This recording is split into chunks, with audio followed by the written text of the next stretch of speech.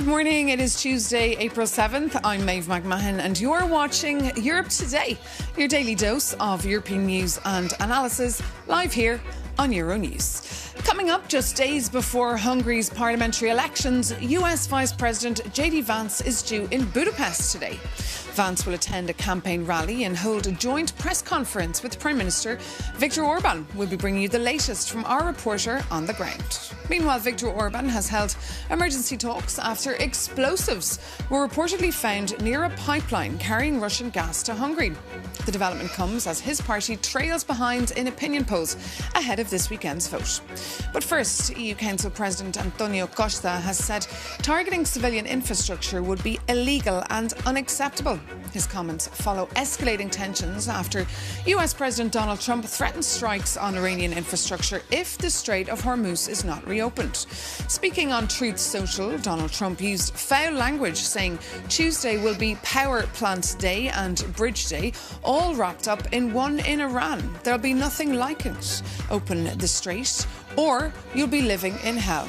For the latest, we can now cross over to Doha, where Euronews correspondent Adel Halim is standing by for us this morning. Good morning, Adel. Thanks so much for joining us. Look, this Trump deadline is approaching very fast, but what exactly should we read into here?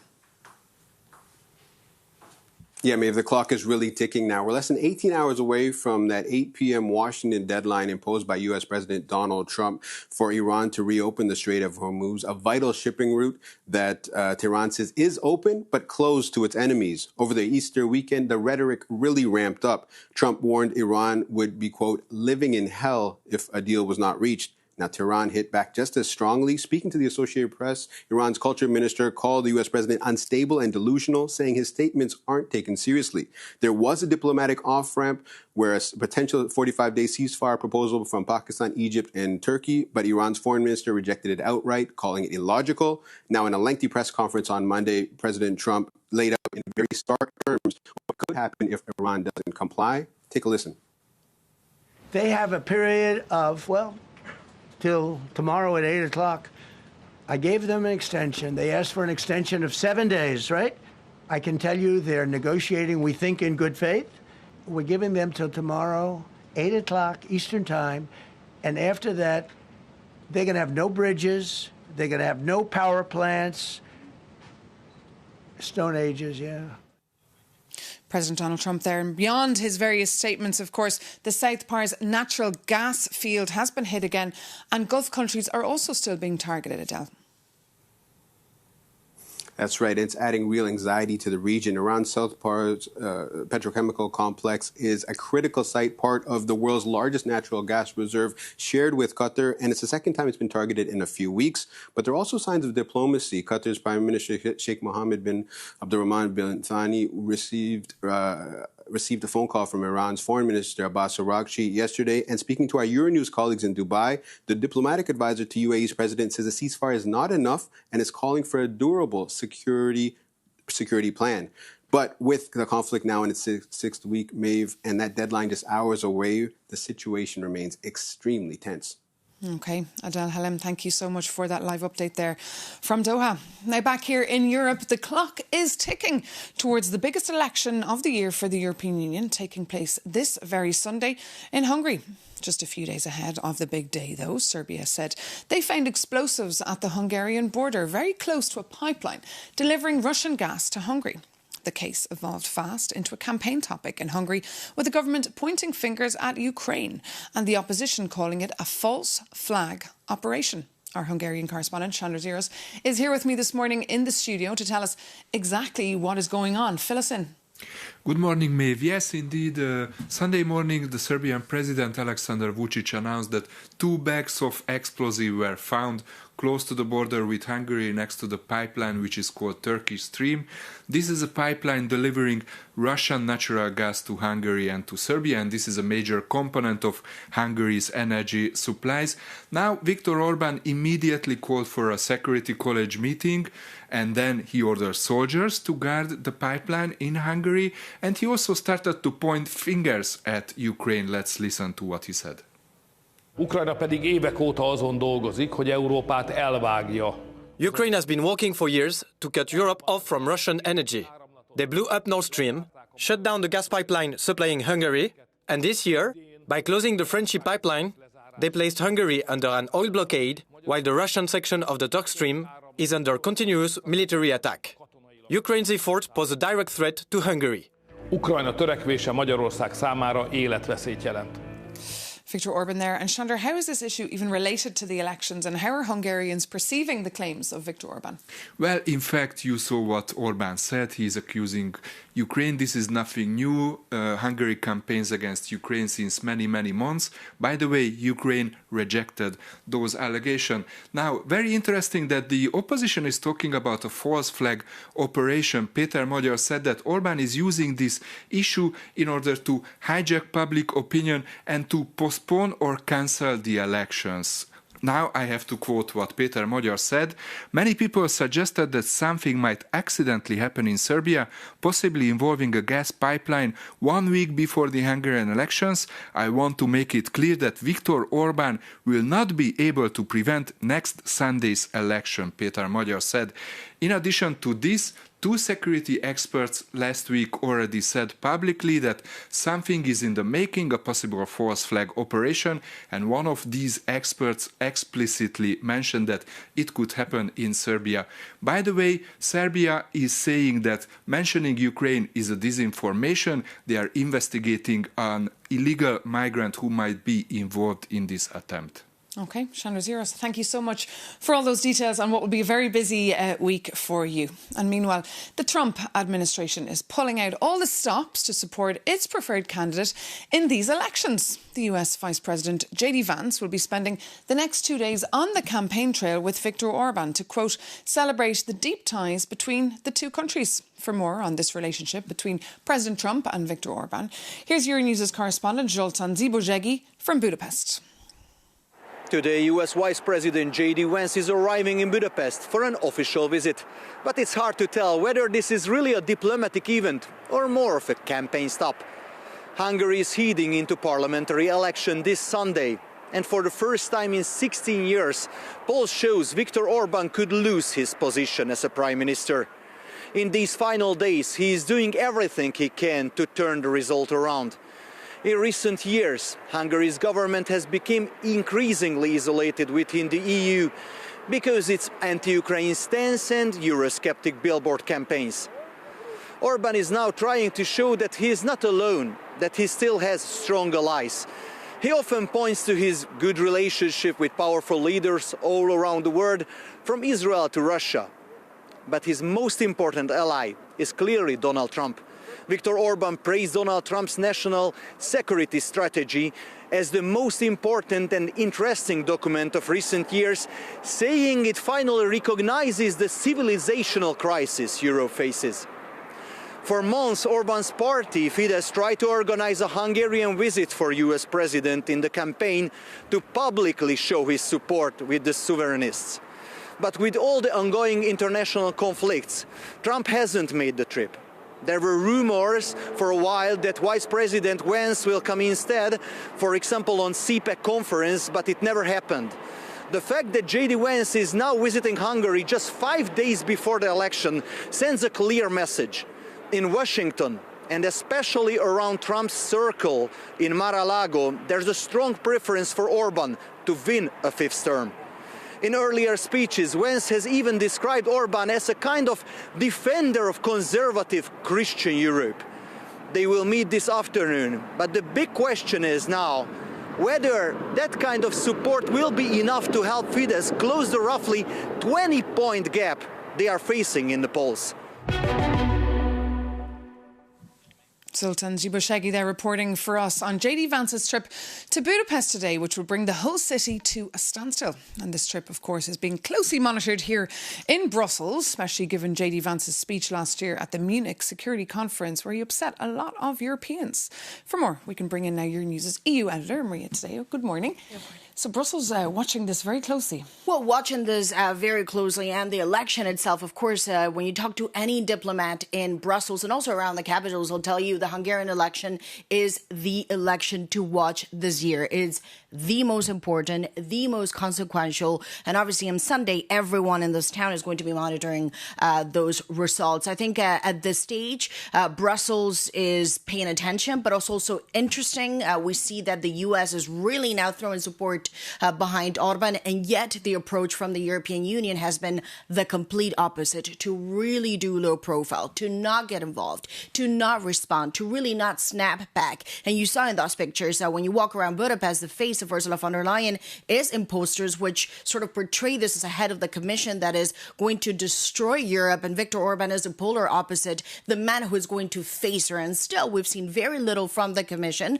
We also know and have reported this extensively on Euronews that for months now, the Commission has put everything on hold. Major decisions on Hungary, obviously legal procedures are still pending. All of this frozen, not to be used in the election. The one thing, however, that Brussels has been keen on not doing, and is obviously keeping this as the ace, really the leverage that they have over the Hungarians, really truly is the money. Obviously, we've talked about billions of euros that have been frozen. Hungary also applied for a loan to spend money, cash, into weapons, around 17 billion euros. That has been frozen. As the only country to not have its defense plan approved, and this idea that nothing will move until the election happens. The other point also we should note is that when it comes to the relationship now between Brussels and Budapest, I was there the last time for the election. Obviously, there's been tensions now playing out for years, but this time what really changes is there's a very strong security aspect. Obviously, this is not just about an ideological clash, about the politics, but really now for a number of member states, Hungary now so close to Russia, the tapes, the leaks, the conversations among the foreign ministers of the two countries, that has now really crossed the line, because now you talk about defense and key security capabilities, and that is now seen really as a red line. The one thing I would note just very briefly also is when you talk to diplomats in Brussels, they tell you whichever way this goes, the relationship will have to change. If Magyar wins, obviously that's a new government. If Orbán wins, he could lose a lot of seats, and obviously that could translate into perhaps a weaker Orbán. So whatever happens on Sunday, something will have to change. And just briefly, you mentioned Peter Magyar. How does Brussels view him? You know, it's an interesting one, because in a way, they have kept a very calculated distance. Brussels doesn't comment about Peter Magyar. They've also been low profile on that. He obviously does not want to get involved in Brussels, and we've not seen him really in the European institutions, because back in Budapest, one of the attack lines from the Orbán government is to say, ultimately, this guy, look, he's just a puppet of Ursula von der Leyen and the political establishment. What is interesting, however, there's been a number of moves that have been seen in Brussels. One is the fact that he says he wants to unlock the cash. If you want to unlock the funding, then it means obviously something is going to have to change in terms of rule of law. The fact that he went to Munich Security Conference, that was also perceived as, look, this could be a Hungary within NATO now that becomes less problematic. And then third, you know, his foreign policy and his advisors around it, they are seen as perhaps more moderate and more pro-European. But as I say, it's both an opportunity, but also an enigma, and a lot of distance for the time being. OK, we'll keep a close eye on it. And you'll, of course, be in Hungary for that very important election. So do stay tuned to Euronews for that, and keep an eye on Euronews.com for more analysis. Now, moving on, as the war in Ukraine and the conflicts in the Middle East drag on, this April marks 3 years since Sudan's civil war broke out, when a power struggle began between two branches of its armed forces. For the view from the ground, we spoke to Kristen Davis, the UNHCR ambassador, and the American actress best known for her role as Charlotte in Sex and the City. She recently visited the East African country. With millions on the move and a conflict at risk of spreading, Kristen Davis started by telling us not to forget about one of the bloodiest conflicts in recent years. For some reason, media does not seem to want to cover it, which I find really interesting, and I can't explain why. But I do know that I work with UNHCR. I'm a Goodwill ambassador. And I knew that the war was ongoing and that many, many people have been displaced. 12 million people have been displaced, which is a stunning number, especially because it isn't even something that's being reported on. So we just went a few weeks back. I went to South Sudan because I wanted to see for myself what was happening.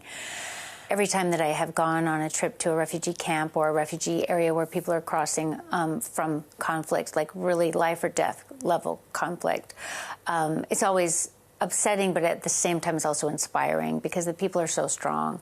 And in this situation, it's largely women and children, and a lot of very, very young children. And they've had to travel far distances with very, very dangerous situations. So when they cross the border, they're relieved, but they're also, stressed. They don't know where they're going to go. They don't know what they're going to do. They need to find a safe place for their children, just like you or I would feel. Obviously, they did nothing wrong to make them be a refugee. They're just trying to keep their family alive. And many of them told me stories of their husbands being taken out of the house and shot in front of them. And do they feel alone? Do they feel like the international community has forgotten about them? I don't think so, no. I don't think so, because UNHCR is there. We're there. That is our mandate, to be there for refugees, for people who are displaced. And we will do everything in our power to be there and to give them life-saving aid right away in an emergency. Now, there have been funding cuts, which is pretty upsetting. I could tell that was your next question. This was the first trip that I had made since the funding cuts. So that was upsetting and depressing also, because I've never been in a situation where we were not able to give them a hot meal when they have originally arrived to the camps. That was kind of upsetting. We had the high-protein biscuits that we were giving to children 5 and under and to pregnant women. But I haven't ever been in a situation where we couldn't say, here's your water, here's your tent, here's your hot meal. It was just really so deeply troubling after everything that they've been through, after the violence that they've been through, that we can't feed them a hot meal. But what is the future for these people? You described millions of people on the move, millions of people displaced. Where will these people go? Obviously, I'm sure they just want to go home. They do want to go home. And, I mean, one can only hope that some larger forces will intervene that will bring peace, or at least encourage the players to put down their arms and stop the fighting. The region has obviously been through, many, many, many struggles in the past, which I feel like in some ways influences the fact that people aren't talking about it in the media. I think there's some level of fatigue, which is unfortunate because it's still people's lives.